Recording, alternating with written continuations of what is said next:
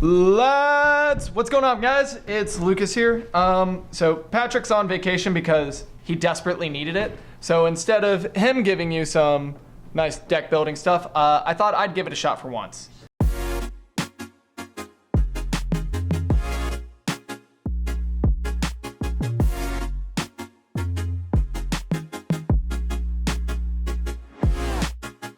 So let's get started with this. So this is my birbs deck, or Floowandereeze deck, if you know what that is.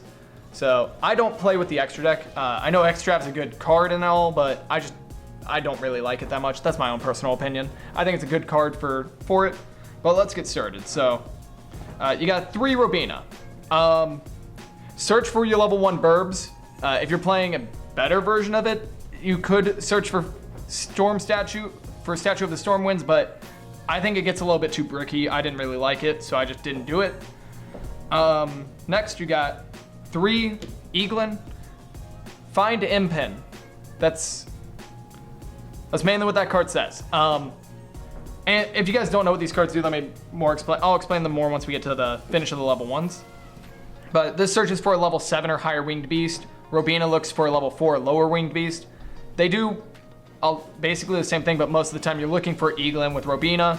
Eaglin looks for a boss monster. Start comboing off really heavy. Next, Floowandereeze and Toucan. Return one of your banished Floowandereeze cards. It can be a small extender in case you want to go, instead of using their effect to return it on its own. Then you got Floowandereeze and Stree. Both of those two I play at 2. They require a little bit of setup beforehand. This one banishes from the graveyard to do stuff, so that's fine. So what all of these guys do, they all have the effect of, if they would leave the field, banish them instead. Then they all have the effect of, when they're normal summoned, do a thing. So Stree says to banish a monster. Toucan says to put a banished Floowandereeze card to your hand. Robina says search for a level 4 or lower. Eaglin says look for a level 7 or higher winged beast. Those two are both winged beasts. Then, immediately after that effect resolves, you can immediately normal summon a winged beast monster. And then they also have an effect, if a winged beast monster is normal summoned while this card if a winged beast monster is normal summoned to your field while this card is banished, you can add the card from the banish zone to the hand. But then they all have the caveat, you can't special summon the turn you activate either of their effects. I really like these effects. I like playing more purish type of decks, so that's why I'm not really playing a lot of link monsters. You could definitely link climb with it, where if you can keep your board just going to a big link monster, but I don't think that's great. I think it requires a little bit too much. But yeah, so these are the level 1 Floowandereeze cards. Next, I play triple Floowandereeze and Impin. So Impin says, when it's tribute summoned, add a Floowandereeze spell or trap to hand. Then immediately normal summon any monster. All the level 1s only let you normal summon a winged beast. Then, while I control this tribute summon monsters, my opponent cannot activate the effects of special summoned monsters in attack position. So 1, link monsters are completely turned off. 2, they want to out it, they have to attack it, but they don't get their effects. And 3, it has a third effect, which is once per battle, not turn, battle, which that's stupid. If it battles with an opponent's monster, I can banish a card from my hand, all these guys return themselves, and cut the monster's attack and defense in half. So it just has really good battle protection. I like playing the 1 Snoll. I've seen a lot of people not liking it. I think having all of your special monsters be Book of Mooned is really nice, along with being able to, if I summon it, just going, I have 2 more normal summons this turn. Really fun effect. I think it's actually way better than people are giving it credit for, but I understand their point of view. Next, we'll move on to the spells and traps. So these are the Floowandereeze monsters. I actually have been really enjoying this archetype. It can be it does have a little bit harder grinding. It can brick. It's similar to Monarchs in that case, but I think they're very fun. I would highly recommend giving them a shot. So I'll leave those there. Now we'll move on to Floowandereeze spells and traps. So to start with, I have 2 of Floowandereeze in the Dreaming Town. It just allows me to, during the main phase, immediately after the effect resolves, normal summon a level 4 lower winged beast. That's it. I just get another summon. And then while this card's in my graveyard, if I tribute summon for a level 7 or higher monster while it's in my graveyard, just Book of Moon all of your monsters. I really like the Book of Moon effect. I think it's very good. This one doesn't activate as often as Snow, but it's nice if I just need to start comboing on my opponent's turn. I can, which that's fair. Then 2 of Floowandereeze and the Scary Sea. It's Solemn Strike, but instead of destroying, it puts it back in their hand, but they're locked into normal summons. But they have 3 of them. Most decks can't play like that. Mine can, most decks can't. And it just turns off their turn, which is really, really bad for them. Next up, Floowandereeze and the Unexplored Winds. So it's stupid. If I were going to tribute summon for a monster that takes exactly 2 tributes, so all of my level 7 or higher winged beast monsters, which I have a lot of, I can send a monster I control to the graveyard, along with send a card my opponent controls to the graveyard, and just treat it as a tribute summon. They aren't tributed, but they're just sent, which is really nice.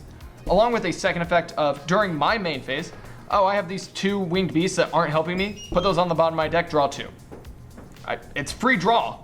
It's really, really nice to have. It's really great to have on turn 1. If I have to get it a little bit later, it's not as great, but that's why I would play it at 2. If it was very easy to find, I would play it at 1. Now, the best card in the deck, in all honesty. Floowandereeze and the Magnificent Map. During your main phase, you can reveal any of your level 1 Floowandereeze cards. Banish a different Floowandereeze card from your deck, then immediately after the effect resolves, normal summon the revealed monster. So 1, you can banish a level 1 and immediately chain block. So if you really need that Eaglin to search for Impin, you got it. It's chain blocked. Also, it gives you an additional normal summon just for doing that, so you still have your regular normal summon. And then, even better, the last effect.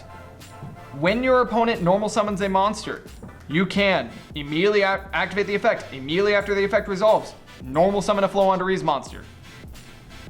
You want a normal summon? I'm just gonna normal summon anyway. And I'm gonna do my full combo on your turn because my things just cycle normal summons a ton. It's really dumb. And then I got the 1 terraforming because I want to see this card as much as possible. Floowandereeze does get a much better quick play spell that says banish a card from your hand, search for a Floowandereeze monster or a field spell at all, and I cannot wait for that card to come out. I'm gonna cut this down to 2 at that point because it's just so good. But I think these are just some very good cards. And that's gonna be all the Floowandereeze cards. They're just, I really enjoy them. I think they're super fun. I would highly recommend picking that up. Now, next up, the next card I have is HARPIE'S Featherstorm. So half of my things, including Impin, are Winged Beast monsters. Could I play a Harpie monster in the main deck? Absolutely. Do I think I'd much rather have the ability to say no on my opponent's turn to them trying to out my cards? I would rather do that in all honesty. So just having that, it's super nice, super fun, super fair. Definitely very fair when half my things are Winged Beasts. Now I've got 1 Simorgh, the Lord of the Storm. I wanted a few more level 7s. It does make the deck a little bit more bricky, but being able to tribute a Winged Beast, including himself, and just spin a card, very nice. And if one of my things is destroyed by battle, I can put him back in my hand. It's just really good. Then a small Monarch package, starting with Ryza, the Mega Monarch. Tribute a wind monster.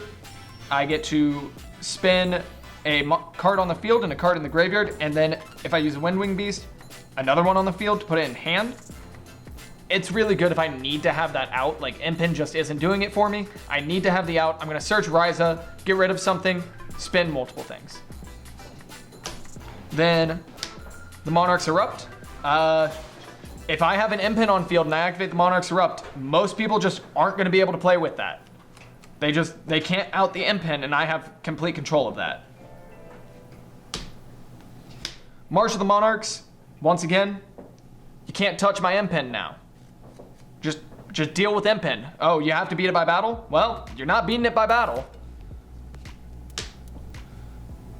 2 of Monarchs Stormforth. So one thing I have found that I can do that's actually fun. Floowandereeze in the Magnificent Map gives me a normal summon on my opponent's turn. Activate this before activating that effect or even after it. All of a sudden, oh, what did you look at that? On your turn, I'm going to tribute one of your monsters. That's fair. And then, like I said, I'm not doing any special summoning during this turn. So as a good extender, Pot of Duality, I'm not special summoning anyway. I'm just going to normal summon my stuff. So I'm just going to add a card to my hand because I can. All right. And then finally, the thing I do to make this be able to play against a lot of decks, because honestly, these cards alone aren't great at battling against most decks, but 3-Dimension Shifter sure helps a lot when they just say, I don't want my things banished. Well, too bad. Well, that sucks. Same with 1-Dimensional Fissure and a Macrocosmos. Most decks can't play around all of their things being banished. And then I got the 1 Called By. I lose to hand traps. Called By is nice, along with, oh, you have things in the graveyard? No, you don't. So that's the main deck. Could it be slightly better? I do think so. Do I love it how it currently is? Absolutely. I like this deck exactly how it currently is. Let me know what you guys think of it though in the comments. Like, I would love to hear some opinions on it. I understand like Snoll and Impin and things make it a bit bricky, but I think that's perfectly fine, especially with how the deck's built. Seeing this in any Floowandereeze or 2 Floowandereeze normally mean I have full combo. So now we'll move on to the side deck because, like I said, I don't have an extra deck. So I'll just leave that there. I'm playing double Nibiru. If they're going first and I just give them a Nibiru, I can out the Nibiru myself. I don't really care. 2 Simorgh Sky Battle. This is really fun because it makes it so that way the only thing that can be targeted for attacks is Impin. By doing that, I basically have permanent protection and they can't beat over my small guys if they're still on the field. Jar of Avarice, because I would love to be able to just keep grinding a little bit. That little bit of grinding can help a lot, I've found. So I've cited that in a few different times and it's actually come in real clutch. When it's just like, oh, you got rid of some of my things? Well, I'm just gonna draw a card by putting these 5 things back. So that's my going first sighting normally. My going second sighting, Red Reboot. I don't like traps. Traps are not fun. Dark Ruler no more. I don't like you having negates. Having a single negate can turn off my turn, so Dark Ruler is a good way to stop that. That's my going second little bit. There's a few different cards you could side out for like that. Like Dreaming Town I think would be a good one to side out. And then I also just don't like back row, so HARPIE'S Feather Duster, the Storms are in there. I can search Duster, so that's even better. Mobius the Mega Monarch. He's a water, so he synergizes with it. Well, yes, he's an aqua, so I can't summon him off of the level 1's effects.